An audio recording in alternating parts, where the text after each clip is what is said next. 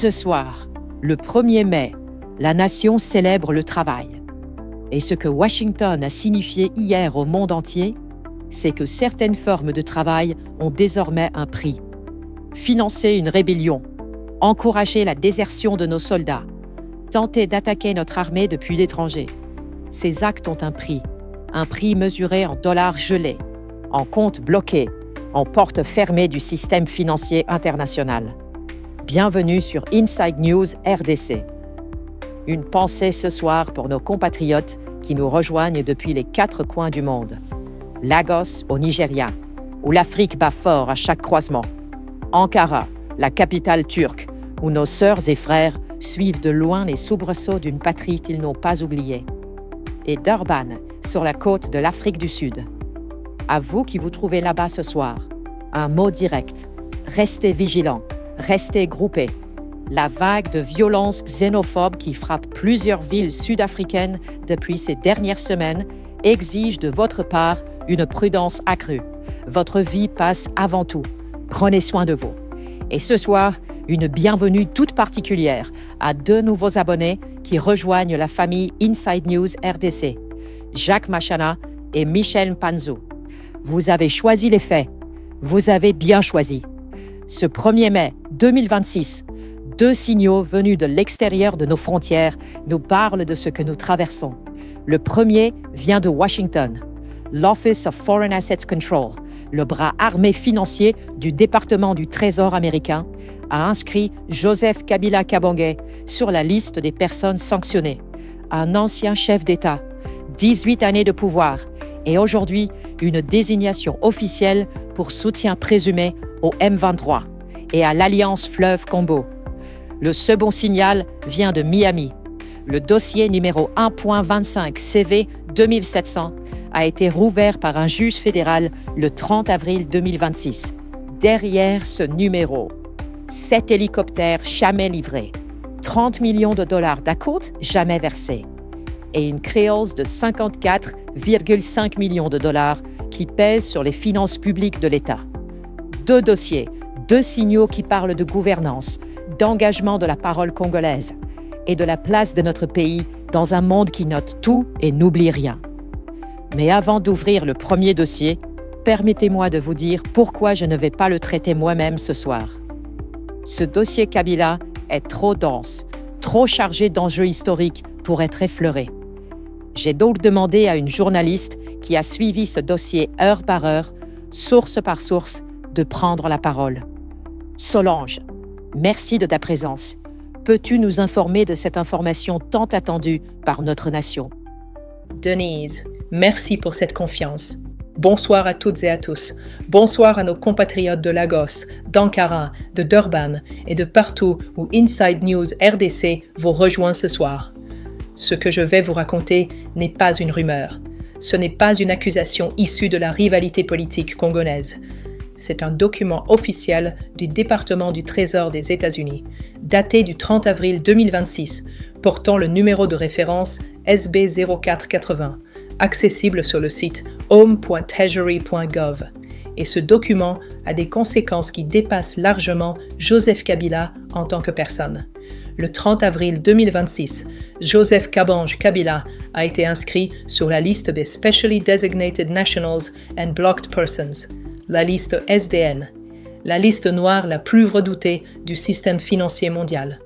Il est le premier ancien chef d'État congolais à y figurer. L'accusation centrale, avoir fourni un soutien financier, matériel et stratégique au mouvement du 23 mars et à l'Alliance Fleuve Congo, la coalition politico-militaire de Corneille Nangaa, qui poursuit un objectif déclaré, renverser le gouvernement légitime de Félix Tshisekedi. Cet homme a gouverné notre pays de 2001 à 2019. 18 années. Son 2e mandat constitutionnel s'est achevé en 2016. Mais il a maintenu son emprise sur l'État 2 années supplémentaires en retardant inconstitutionnellement les élections. En 2025, avec la résurgence du M23 et la prise de Goma en janvier de cette même année, il ne s'est pas mis en retrait. Selon l'OFAC, il est retourné en RDC avec l'intention de déstabiliser le gouvernement. Il s'est installé à Doma, sous la protection directe du groupe armé. Et nous ajoutons le Rwanda, même si cela n'est pas mentionné, qui décime nos compatriotes dans les provinces du Nord et du Sud Kivu. L'OFAC énumère 4 actes retenus à charge. Il a fourni un appui financier direct à l'AFC pour influencer la situation politique dans l'est du pays. Il a encouragé des soldats des forces armées de la RDC à déserter et à rejoindre les rangs de l'AFC, affaiblissant notre appareil de défense depuis l'intérieur. Il a tenté d'organiser des attaques contre les FARDC depuis l'extérieur du territoire national sans succès. Et il a travaillé à positionner un candidat hostile au président en exercice pour reconquérir une prise sur Kinshasa par voie politique.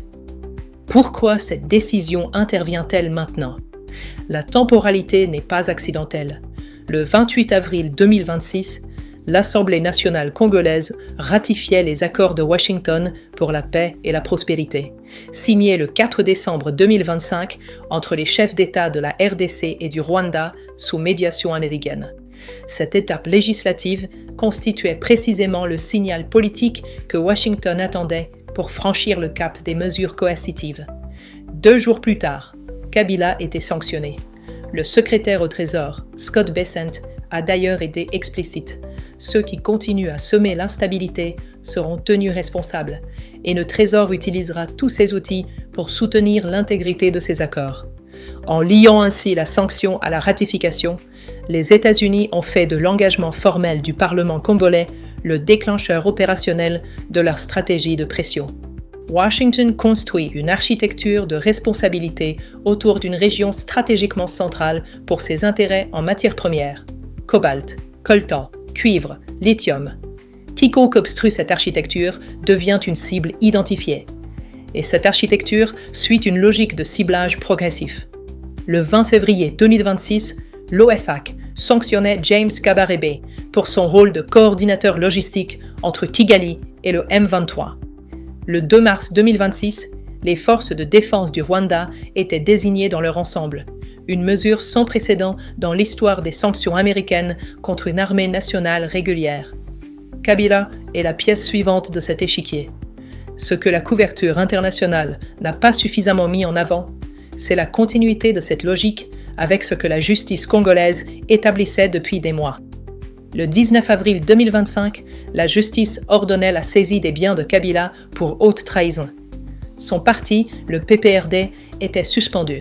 Le 22 mai 2025, le Sénat levait son immunité. En fin mai, Kabila se rendait à Goma pour rencontrer publiquement des dirigeants du M23, ce qui fut une grande erreur de sa part, en présence d'un porte-parole du mouvement, un déplacement photographié et filmé. Le 30 septembre 2025, la Haute Cour militaire le condamnait à mort par contumace pour trahison, crime de guerre et crime contre l'humanité, et lui imposait une condamnation à verser 33 milliards de dollars à l'État. Son entourage avait qualifié ce procès de procès bidon, de manœuvre d'élimination politique. Ce récit s'effondre le 30 avril 2026, parce que l'OFAC ne désigne pas sur la base d'une querelle politique nationale. Il opère selon des critères codifiés, fondés sur des faits vérifiables, soumis à des standards juridiques américains indépendants de Kinshasa. Les conséquences sont immédiates et sévères. Tous ces avoirs et intérêts financiers situés sur le territoire américain ou sous le contrôle de personnes américaines sont gelés sans délai. Toute entité qu'il détient à plus de 50%, directement ou indirectement, est automatiquement bloquée.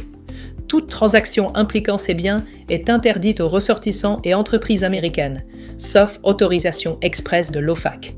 Et dans les faits, une désignation SDN agit comme un signal systémique. Les banques et partenaires économiques internationaux adoptent une approche de conformité prudente pour éviter toute exposition. C'est une coupure quasi totale avec le circuit financier mondial. Lien structurel que personne ne souligne assez. Corneille Nangaa, chef de l'AFC, avait déjà été sanctionné par l'OFAC en 2019 pour son rôle dans le retard des élections congolaises de 2016, alors qu'il présidait la Commission électorale nationale indépendante sous l'ère Kabila. Il a été désigné de nouveau en juillet 2024 comme dirigeant de l'AFC.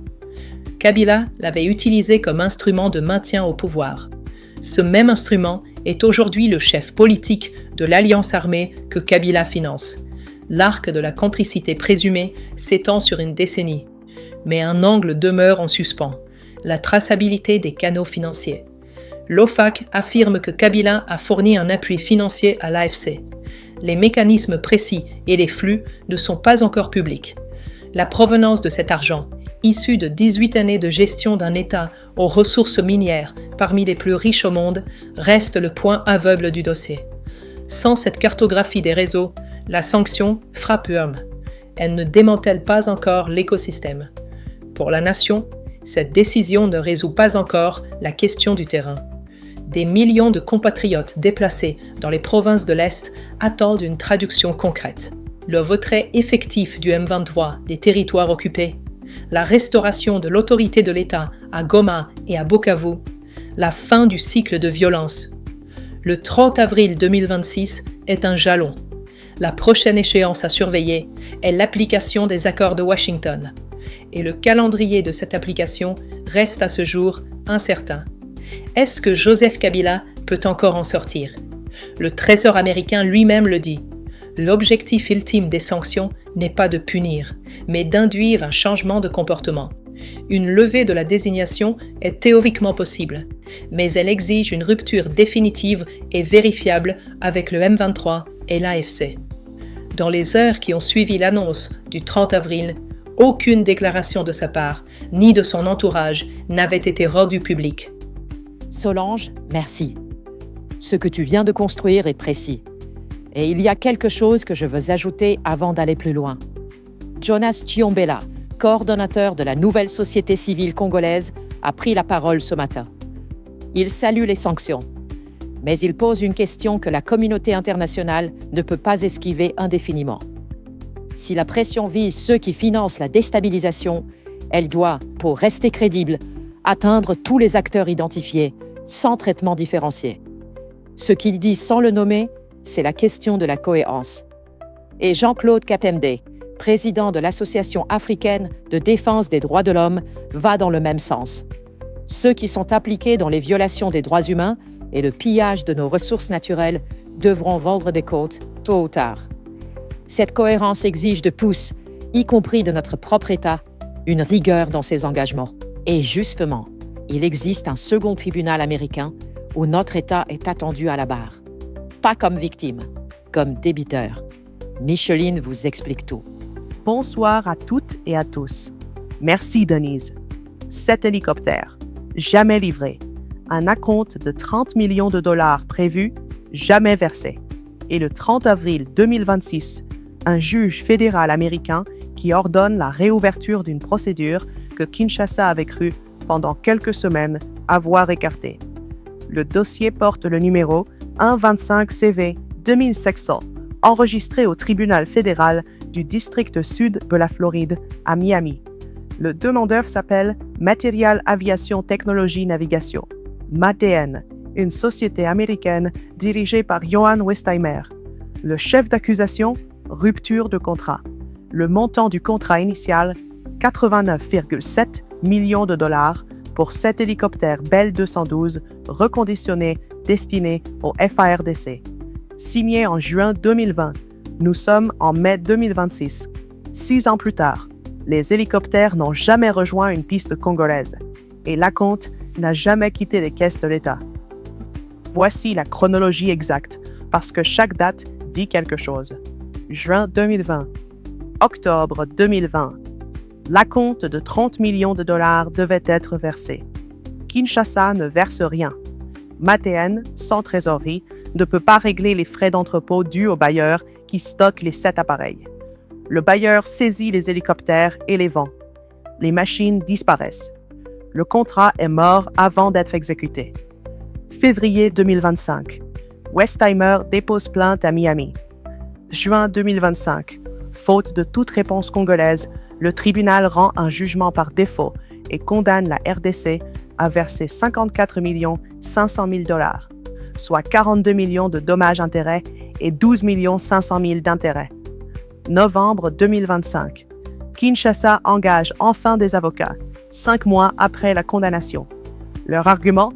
La notification de mars 2025 avait été adressée au directeur de cabinet du ministère des Affaires étrangères, non à la ministre Thérèse Kayikwamba-Wagner, ministre d'État depuis juin 2024, en violation de la Foreign Sovereign Immunities Act, la loi américaine sur l'immunité des États étrangers adoptée en 1976.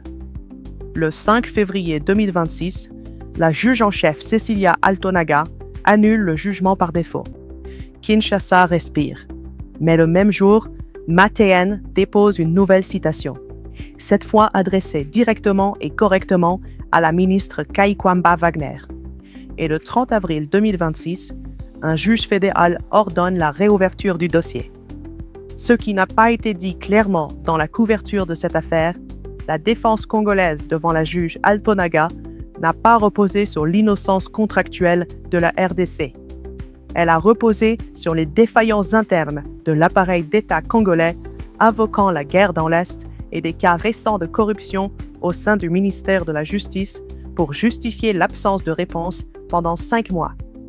Ce sont des arguments qui ont convaincu le tribunal. Mais ils révèlent que Kinshasa n'a pas dit aux juges américains que nous avons raison dans ce contrat. Kinshasa a dit que notre propre administration a manqué de réagir à temps. C'est une victoire procédurale. Ce n'est pas une victoire sur le fond. Le délai entre la notification de mars 2025 et la constitution de la défense en novembre 2025, 8 mois. Ces chiffres ne sont pas des opinions. Ce sont des faits documentés dans le registre fédéral américain, accessible à quiconque les cherche. La Foreign Sovereign Immunities Act prévoit que si un jugement est obtenu contre un État étranger et si cet État possède des actifs commerciaux sous juridiction américaine ou dans des pays qui reconnaissent le jugement, ces actifs peuvent être saisis. La RDC dispose de représentations diplomatiques, de comptes liés à des transactions internationales, de flux financiers transfrontaliers.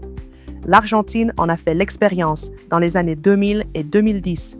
Ces batailles judiciaires aux États-Unis avaient abouti à des saisies d'actifs publics à l'étranger, y compris une frégate de la Marine nationale. Avant ces saisies, les signaux d'alerte étaient les mêmes que dans le dossier Mathéen. Procédure ignorée, réaction tardive, défense bâtie sur des arguments procéduraux. Les questions que nos commissions parlementaires de défense et de finances ont le droit et le devoir de poser sont simples. Qui a signé ce contrat en juin 2020 et sur quelle base légale? Quel mécanisme de décaissement avait été prévu pour l'acompte d'octobre 2020? Pourquoi ce mécanisme n'a-t-il pas fonctionné? L'autorité de régulation des marchés publics a-t-elle été saisie avant la signature? Ce contrat a-t-il fait l'objet d'un appel d'offres régulier ou d'une attribution de gré à gré? Un contrat de 89,7 millions de dollars, signé au nom de l'État, dans le domaine militaire, qui n'a jamais été exécuté et qui expose aujourd'hui le pays à une créance supérieure à 54 millions de dollars devant une cour étrangère. C'est exactement ce pourquoi la représentation nationale existe. Et ce dossier Mathéen n'est pas une anomalie isolée dans les registres judiciaires américains. Le dossier connexe, enregistré sous le numéro 125 CV-601, lié à la même affaire, est lui aussi actif. En décembre 2025, un autre recours impliquant directement l'Office de la présidence de la République démocratique du Congo a été enregistré à Washington, D.C. sous le numéro 1.2025 CV-0364. Ces 3 dossiers actifs simultanément en juridiction américaine disent quelque chose de précis sur une exposition juridique croissante de notre État devant les tribunaux fédéraux américains. Ce n'est pas une tendance conjoncturelle, c'est un signal structurel. Notre pays a signé des contrats commerciaux sous droit américain avec des opérateurs américains. Il en assume les conséquences judiciaires. Et chaque dossier non traité à temps, chaque notification ignorée, chaque défense constituée avec retard alourdit cette exposition. La question n'est plus de savoir si la RDC est visée par des procédures aux États-Unis. La question est de savoir si l'État congolais s'est enfin doté d'une cellule juridique permanente capable de répondre dans les délais avec la rigueur que ces juridictions exigent. Le Parlement congolais doit s'en saisir. La date de la prochaine audience à Miami n'est pas encore connue. Le dossier est ouvert et il n'attendra pas. Merci Micheline. Ce dossier soulève une réalité que l'on ne peut plus contourner.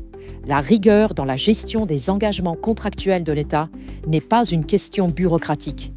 C'est une question de souveraineté financière. Et cette souveraineté financière, c'est précisément ce sur quoi le Fonds monétaire international est venu évaluer nos progrès cette semaine à Kinshasa, avec des interlocuteurs qui portent eux-mêmes quelques questions devant les juges. La Cour d'appel de Kinshasa-Gombe a décidé ce jeudi 30 avril. L'ancien ministre de la Justice, Constant Mutamba, devra se présenter personnellement devant les juges le mardi 5 mai prochain pour s'expliquer dans le cadre du procès portant sur les détournements présumés au Fonds de réparation et d'indemnisation des victimes des activités illicites de l'Ouganda en RDC, le FRIVAO. Ce fonds, rappelons-le, était alimenté par les indemnités dues au Congo après la condamnation de l'Ouganda par la Cour internationale de justice. Ce qui est sorti des audiences de ce jeudi dresse un tableau qui interpelle. Des paiements évalués à plus de 50 millions de dollars américains auraient été effectués avant l'obtention de l'avis de non-objection de la Direction générale de contrôle des marchés publics. Le directeur général ad intérim du FRIVAO, Chansar Bolukola, a affirmé à plusieurs reprises avoir agi sur instruction verbale de Constant Mutamba. Les sociétés bénéficiaires ont confirmé avoir été payées avant l'accomplissement des procédures requises. Merci Micheline. Ce dossier soulève une réalité que l'on ne peut plus contourner. La rigueur dans la gestion des engagements contractuels de l'État n'est pas une question bureaucratique. C'est une question de souveraineté financière. Et cette souveraineté financière, c'est précisément ce sur quoi le Fonds monétaire international est venu évaluer nos progrès cette semaine à Kinshasa, avec des interlocuteurs qui portent eux-mêmes quelques questions devant les juges. La Cour d'appel de Kinshasa-Gombe a décidé ce jeudi 30 avril. L'ancien ministre de la Justice, Constant Mutamba, devra se présenter personnellement devant les juges le mardi 5 mai prochain pour s'expliquer dans le cadre du procès portant sur les détournements présumés au Fonds de réparation et d'indemnisation des victimes des activités illicites de l'Ouganda en RDC, le FRIVAO. Ce fonds, rappelons-le, était alimenté par les indemnités dues au Congo après la condamnation de l'Ouganda par la Cour internationale de justice. Ce qui est sorti des audiences de ce jeudi dresse un tableau qui interpelle. Des paiements évalués à plus de 50 millions de dollars américains auraient été effectués avant l'obtention de l'avis de non-objection de la Direction générale de contrôle des marchés publics. Le directeur général ad intérim du FRIVAO, Chansar Bolukola, a affirmé à plusieurs reprises avoir agi sur instruction verbale de Constant Mutamba. Les sociétés bénéficiaires ont confirmé avoir été payées avant l'accomplissement des procédures requises. Parmi les dossiers examinés, 4 millions de dollars pour un jardin zoologique à Kisangani, alors que la demande initiale s'élevait à 700 000 dollars. Environ 24 millions de dollars pour la réhabilitation de la centrale hydroélectrique de la Tshopo, versée à la société Congo Énergie, malgré des irrégularités relevées dès la réception du dossier. 1 million de dollars pour un film documentaire sur le Génocoste, avec un double paiement partiel reconnu comme une erreur administrative. Le conseil d'administration du FRIVAO dit n'avoir ni validé ni été informé de plusieurs de ces opérations. La question qui attend Constant Mutamba le 5 mai prochain est donc celle-ci. Sur quelle base légale a-t-il autorisé des décaissements de cette ampleur en dehors des procédures réglementaires et à destination d'entités dont certaines n'avaient aucun lien direct avec les victimes que ce fonds était censé indemniser? Ce que le procès FRIVAO révèle à Kinshasa, c'est la manière dont l'argent public peut être engagé sans que les garde-fous réglementaires ne fonctionnent. À des centaines de kilomètres de là, à Kisangani, c'est une autre forme de défaillance institutionnelle qui se retrouve devant un tribunal. Pas des contrats suspects, des soldes impayés et des soldats qui ont lâché le front. À Kisangani, chef-lieu de la province de la Tshopo, 84 militaires des FARDC comparaissent depuis le mercredi 29 avril en procédure de flagrance devant le tribunal militaire de garnison. Ces soldats issus notamment du 34 15e régiment et déployés à Walikale, sont poursuivis pour fuite devant l'ennemi, violation des consignes, révolte et dissipation de munitions de guerre. Le ministère public établit qu'ils ont abandonné leur position face aux rebelles de l'AFC M23, tirant en l'air en violation des ordres de leur hiérarchie. Selon les éléments présentés à l'audience, cette mutinerie présumée est directement liée au non-paiement des soldes. C'est ici que la question devient concrète pour chacun d'entre nous. Un soldat qui ne reçoit pas sa solde reste un homme avec des besoins, une famille, une pression quotidienne. Ce que ce procès met en lumière, c'est le lien direct entre la gestion financière de l'État envers ses forces armées et la tenue de ces mêmes forces sur le front. La suite de la procédure est prévue pour le 4 mai à Kisangani. Le commandant de la 3e zone de défense a explicitement demandé un procès à valeur pédagogique pour l'ensemble des troupes sous son autorité. Les soldes de nos militaires ne sont pas une ligne budgétaire abstraite. Ce sont les jambes sur lesquelles notre souveraineté territoriale se tient debout. La question des soldes militaires renvoie à une réalité plus large, celle de l'État qui tarde à honorer ses obligations envers ceux qui le servent. Cette même réalité, le Sénat l'a examinée cette semaine sous un autre visage, celui de la jeunesse congolaise qui se forme dans des universités que l'État a progressivement abandonnées à leur propre délabrement. Au Sénat, ce mercredi 29 avril, la ministre de l'Enseignement supérieur et universitaire, Marie-Thérèse Sombo-Ayane, a été interpellée par plus d'une vingtaine de sénateurs dans le cadre d'une question orale avec débat. Le constat dressé par les élus est sans ambages. Des infrastructures délabrées, des auditoires non équipés, des amphithéâtres insuffisants, un corps académique démotivé dans les universités publiques à travers les provinces. La ministre a reconnu les difficultés. Elle a évoqué un audit en cours dans les universités publiques et sollicité un délai de 48 heures pour revenir avec des réponses détaillées. Plusieurs sénateurs ont estimé que le système universitaire est au bord de l'effondrement. La session était présidée par Jean-Michel Sama-Lukonde, président du Sénat. La question que personne n'a posée explicitement dans cet hémicycle mérite pourtant d'être posée ici. Combien de jeunes Congolaises et Congolais quittent chaque année nos universités avec un diplôme dont la valeur internationale n'est pas reconnue, faute d'infrastructures et de corps enseignants correctement rémunérés? Et combien de cerveaux formés à nos frais finissent dans des universités étrangères ou dans la diaspora, non par choix, mais par nécessité? La jeunesse congolaise n'a pas vocation à être le capital humain que d'autres nations récoltent à notre place. Ce portrait intérieur de notre nation, avec ses urgences judiciaires, sécuritaires et éducatives, ne se dessine pas en vase clos. Il existe un monde qui bouge autour de nous, et ce mouvement a des conséquences directes sur le prix du carburant dans nos marchés, sur la composition de l'institution internationale qui gère ou qui ignore nos crises. Le retrait historique des Émirats arabes unis de l'Organisation des pays exportateurs de pétrole, après 60 ans de présence ininterrompue, marque la fin d'une ère pour la gouvernance mondiale de l'énergie. Abu Dhabi s'affranchit des quotas de production rigides imposés par Riyad et reprend une souveraineté totale sur ses capacités d'extraction, qui s'élèvent à plus de 4 millions de barils par jour, avec une ambition affichée d'atteindre 6 millions d'ici la fin de la décennie. En quoi ce divorce lointain change-t-il concrètement quelque chose pour nos foyers?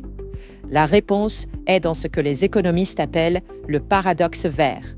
La libération des capacités émiraties va exercer une pression baissière massive à moyen terme, estimée entre 5 et 10 $ par baril. Pour la RDC, importatrice nette de produits raffinés, une baisse des prix pétroliers allégerait théoriquement la facture énergétique de l'État. Mais une guerre des parts de marché entre producteurs pourrait voir le prix du baril s'effondrer jusqu'à 30 $. Un scénario comparable à la crise de 2014, qui avait directement réduit les recettes fiscales issues de l'exploitation pétrolière dans notre bassin côtier de Mwanda. Ce que personne ne dit clairement, les monarchies du Golfe vivent sous la pression d'une expropriation de fait par les traités climatiques internationaux. Elles veulent extraire le maximum de pétrole avant que leurs réserves ne deviennent des actifs sans valeur marchande dans un monde décarboné. Ce mouvement de liquidation accélérée produit de la volatilité. Et cette volatilité, pour nos foyers congolais, dont la mobilité et le coût des denrées de première nécessité dépendent du prix du carburant, n'est pas une abstraction géopolitique. C'est la réalité du marché de Gambela, du taxi à Lubumbashi, du commerçant de Butembo qui calcule ses marges chaque matin. L'échéance est identifiable. D'ici 2029, la mise en service complète des nouvelles capacités émiraties pourrait saturer le marché mondial. Notre pays a ce délai pour accélérer la diversification de sa stratégie énergétique. La question est de savoir si nos autorités régulatrices le voient et s'y préparent. Ce séisme énergétique en cours se déroule pendant que les Nations Unies, l'organisation censée arbitrer les tensions du monde, cherche elle-même un nouveau capitaine. Et pour la RDC, dont le conflit à l'Est est en partie le produit de l'inaction chronique de cette même organisation, le choix du prochain secrétaire général n'est pas une affaire de protocole diplomatique lointain. Rebecca Greenspan veut aller là où la guerre se fait. C'est le message qu'elle a porté devant les membres du Conseil de sécurité des Nations Unies lors des auditions d'avril 2026. La candidate costaricienne, actuelle dirigeante de la Conférence des Nations Unies sur le commerce et le développement, la CNUCED, et première femme à occuper ce poste depuis 2021, se positionne comme une médiatrice de terrain, prête à dialoguer avec toutes les parties, sans exception. Le 7 avril 2026, elle s'est rendue à Moscou pour rencontrer le ministre russe des Affaires étrangères, Sergueï Lavrov. Une visite qui lui a valu des critiques virulentes de l'Ukraine, qu'elle a maintenues sans hésiter. 3 de ses positions touchent directement notre pays. Elle réclame une réforme du Conseil de sécurité pour mieux représenter l'Afrique, continent fondamentalement absent lors de la fondation de l'ONU en 1945, parce que ces États n'étaient pas encore indépendants. Pour la RDC, cette position n'est pas symbolique. Notre conflit s'inscrit précisément dans les angles morts d'un Conseil structurellement paralysé par les mécanismes de veto. Elle plaide pour une diplomatie de contact sans tabou, qui pourrait s'appliquer à un dossier de l'Est où plusieurs acteurs régionaux refusent aujourd'hui tout cadre de médiation sérieux. Elle promet enfin une réforme interne de l'ONU pour rendre l'organisation plus utile sur le terrain, ce qui touche directement la MONUSCO, mission dont l'efficacité est régulièrement mise en cause par le gouvernement congolais, la société civile et une partie de la population. Le problème est ailleurs. Ce que Greenspan promet, elle devra l'obtenir de ceux qui ont intérêt à ce que rien ne change. Ce sont les 5 membres permanents du Conseil de sécurité, États-Unis, France, Royaume-Uni, Russie et Chine, qui recommandent le prochain secrétaire général. Et ces 5 puissances ont des intérêts qui divergent précisément sur les réformes qu'elles proposent. La candidate qui promet une meilleure représentation africaine et un conseil moins dominé par le droit de veto devra convaincre, pour être élue, ceux que ces réformes affaibliraient. C'est le paradoxe de toute ambition réformatrice au sommet d'une institution que les réformes dérangeraient. La décision finale est attendue avant l'été 2026. Ce ne sont pas les 193 États membres qui trancheront, ce sont 5 pays. Ce soir, nous avons traversé beaucoup de terrain. La liste noire de Washington, la salle d'audience de Miami, les commissions du Sénat, les provinces de l'Est et les palais du Golfe. Avant de clore cette édition, il reste des faits que la nation a besoin d'entendre. Des informations qui ne sont pas de moindre importance, juste de format plus court. Et pour vous les présenter ce soir, j'ai demandé à ma consoeur Aurélie de prendre la parole. Aurélie, bonsoir. Bonsoir Denise. Bonsoir à toutes et à tous. Je suis heureuse d'être avec vous ce soir pour parcourir l'ensemble des faits de cette journée avec vous. Voici le tableau complet de la nation.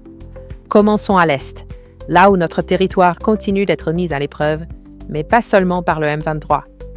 Dans la province du Haut-Uélé, les forces armées de la République démocratique du Congo ont déjoué ce jeudi 30 avril une attaque des rebelles ougandais des forces démocratiques alliées, les ADF, dans la localité de Sokanamboka, en chefferie des Kébo, à une trentaine de kilomètres de Mumbere, territoire de Watsa.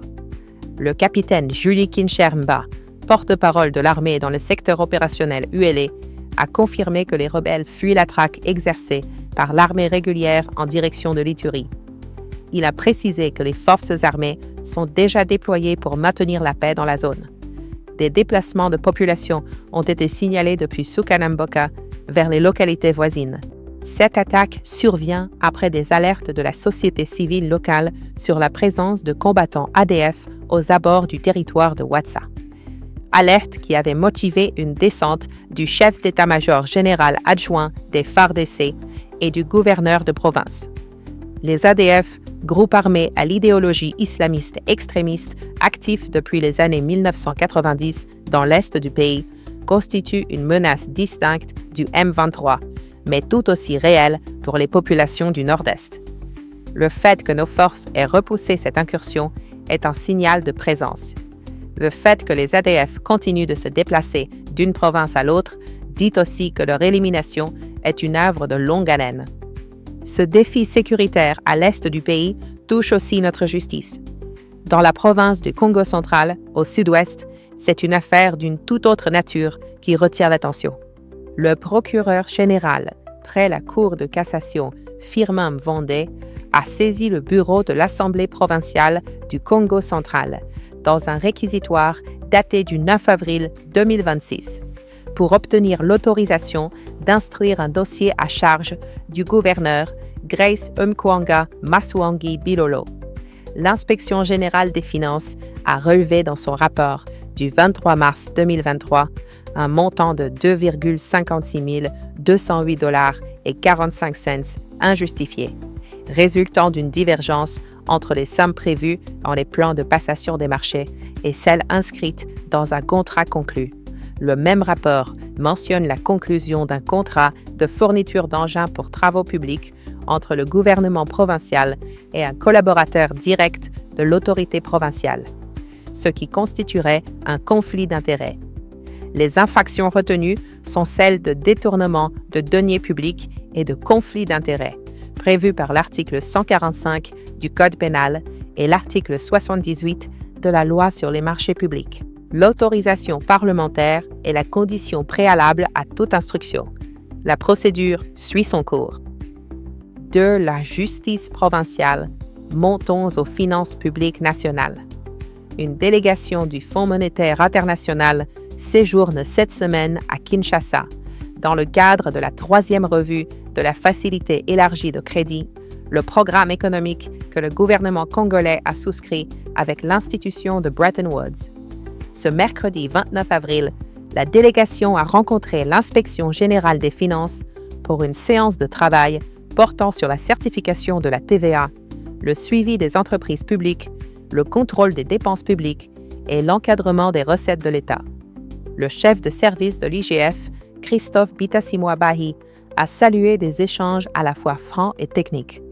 Le chef de mission pour la RDC du FMI, Calixte Aokposi, a rappelé que cette visite s'inscrit dans le processus normal de suivi du programme. La mission prévoit également des rencontres avec les ministères du Budget, des Finances, du Plan et de l'Environnement. Ce dialogue entre institutions nationales et partenaires financiers internationaux est le baromètre réel de nos engagements de réforme. C'est dans ces salles de réunion que se construit ou se détruit la crédibilité budgétaire du pays. Et pour finir, 2 informations qui touchent directement nos compatriotes de la diaspora et la collectivité nationale. À Paris, l'ambassade de la RDC traverse une crise de passeports sur un lot de 500 passeports en attente depuis le 8 décembre 2025. Une vingtaine seulement ont été remis à ce jour. Les nouveaux rendez-vous ne sont plus disponibles avant mars 2027.